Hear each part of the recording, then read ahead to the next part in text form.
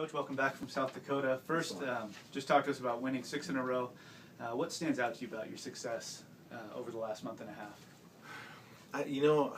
The faces that keep growing and that keep popping up. I think every single win has brought some performances by fresh faces. Some of the new faces like Chad Jeffries, see him continue to grow as a player. This last week, Tyree Davis, the punt returner, faces like that keep coming up. Winning is a hard thing to do, but particularly it's harder if you don't have everybody pulling and growing to help make the collective effort what it is. So now you see those type of faces popping up, and there's faces that can go across the board in different special teams, that individuals who that's their role and they're doing an outstanding job and they keep getting better. That collective growth, that collective effort is really standing out as we continue on this path that we're on. Coach, can you talk about the resiliency of this team? I mean, you've had games where you've gotten behind, and then in the second half you come back and win the game, or games where you've been up and just like last week, up big, and then they come at you and have a chance to take the lead, but you guys kind of just hold them off and win the game. Just talk about a little bit how the team is reacting. Well, I think it goes to just how we're developing the core program. Is we talk about we're trying to build champions while pursue championships, meaning that building that warrior man type of mentality. Understand that life is a little bit like that encapsulated in the way you explain the football games. We want our people to be able to go out into the real world and understand how to obviously have those moments of great success in their life, but understand is that life's going to keep fighting back at you.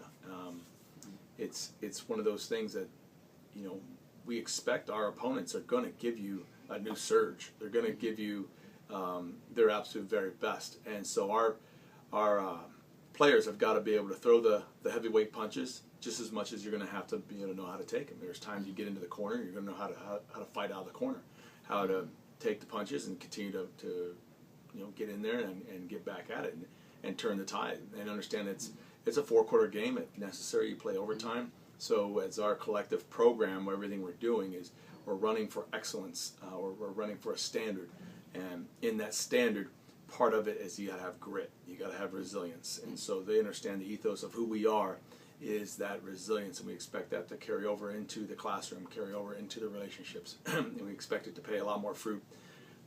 Produce a lot more fruit later on in life as they leave our university and become the difference makers in the world. So it's exciting to see that. I'm glad to see people recognize that. It is a part of our coaching philosophy. It is a part of our program, and that's one of those key cornerstones that help us become successful, and I think it's part of what you've seen in the continual winning that we have. Have you started, we're getting to the point of the season where it's kind of winding down, and you guys are right there on the cusp of making the Division II playoffs. Do you kind of feel that pressure of having to succeed, or you just go, like you always said, week to week? I think there's an urgency and a hunger to succeed. So the pressure seems more like a negative connotation. It isn't necessarily a pressure. There's an enthusiasm, excitement, and urgency. There's a great hunger, and we've talked about this since last January. So now, as you said, the season does start to wind down. We have 3 games that we know about, and in those 3 games, there are 3 tough opponents.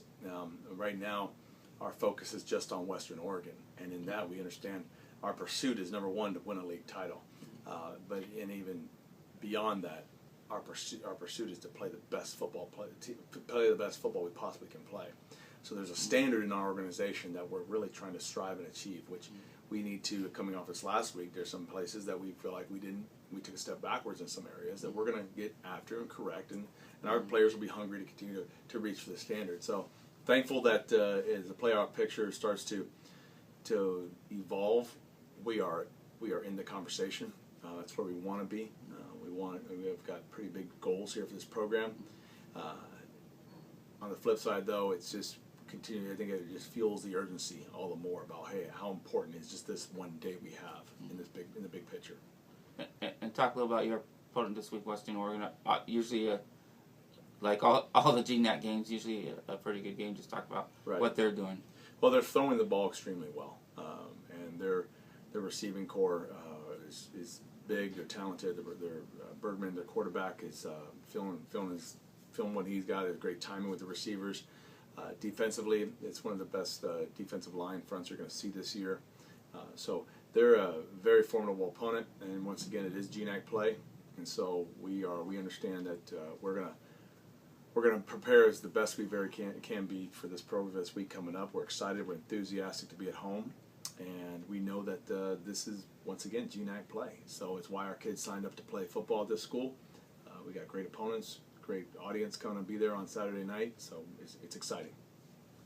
And then this 2-week stretch, back-to-back weeks, is a huge challenge for your defense, going up against two of the best passing offenses in the league. And really, you can go back the week before to Dixie State when they have the quarterback that throws in there.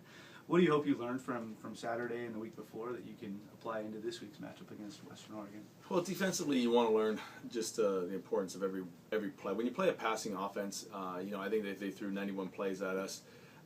You got to know is that they're going to keep throwing it. A passing offense only has to hit a few of them to be successful. They can drive it down, chip at you away, but it's really they need to get those strike plays to be successful.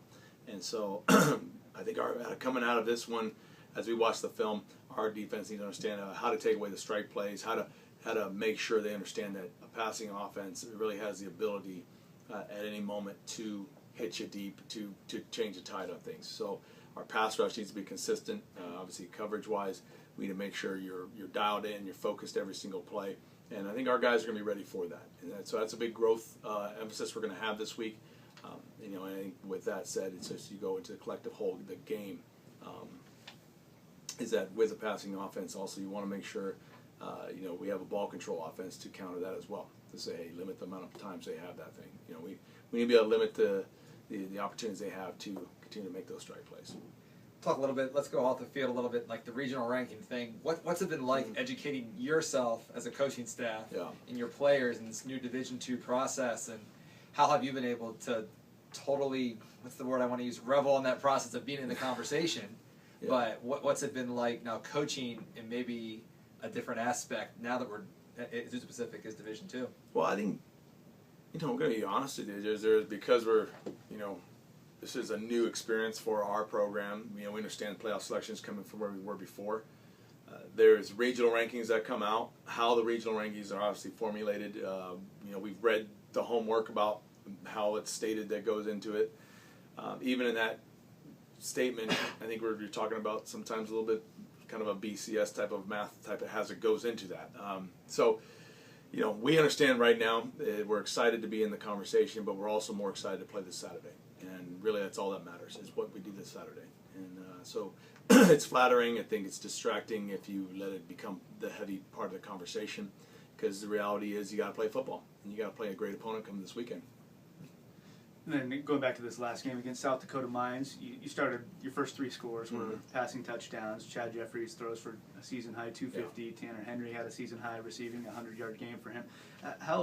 How's the passing game developed into the weapon that it's become, and how excited are you about the future of that group? Yeah, well, I'm really excited it has developed, and that's part of, I know Coach Carlton and the offensive staff have done a very good job of just keeping that carrot out in front of that group, knowing that, hey, we need to continue to develop the passing offense. We know the weapons are there, the receiving core.